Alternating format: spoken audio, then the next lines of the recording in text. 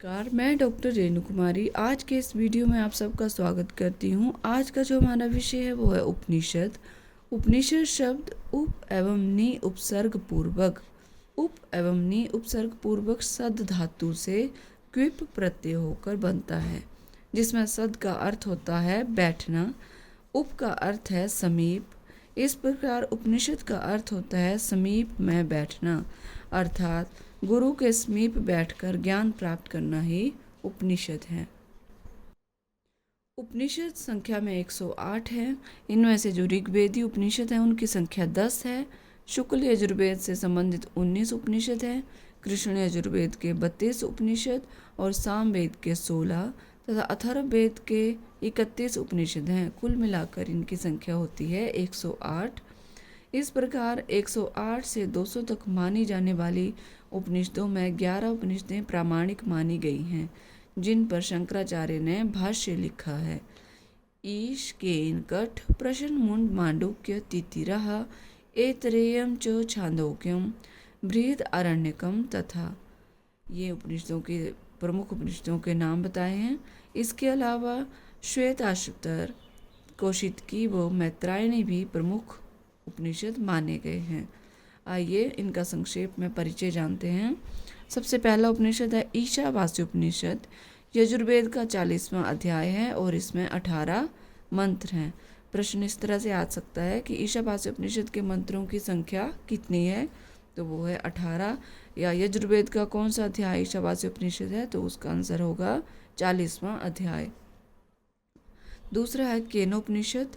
सामवेद की तबलकार शाखा से यह संबंधित है। कठोपनिषद कृष्ण यजुर्वेद की कठ शाखा पर उपलब्ध है और इसमें यम नचिकेता का प्रमुख जो संवाद उपलब्ध है। प्रश्नोपनिषद अथर्ववेद की पिपला संहिता के ब्राह्मण ग्रंथ के एक भाग का नाम प्रश्नोपनिषद है।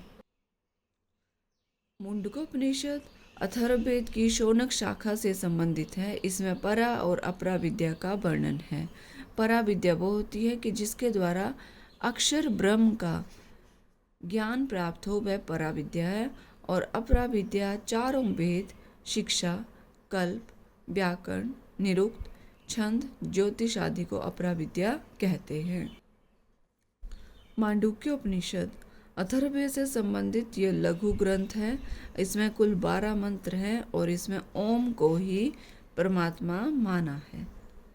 तैत्तिरीय उपनिषद कृष्ण यजुर्वेद के तैत्तिरीय संहिता के ब्राह्मण ग्रंथ के अंतिम भाग को तैत्तिरीय आरण्यक कहते हैं और इसमें 10 अध्याय हैं। इनमें से जो 7, 8, 9 अध्याय हैं वो तैत्तिरीय उपनिषद कहलाते हैं। इन 3 अध्यायों को बल्ली के नाम से भी जाना जाता है। शिक्षा बल्ली, दूसरा ब्रह्मानंद बल्ली और तीसरी है भृगु बल्ली। 8वां है ऐत्रेय उपनिषद। ऋग्वेदी ऐत्रेय अरण्यक द्वितीय अरण्यक के अंतर्गत चतुर्थ से लेकर 6 अध्यायों का ही नाम ऐत्रेय उपनिषद है।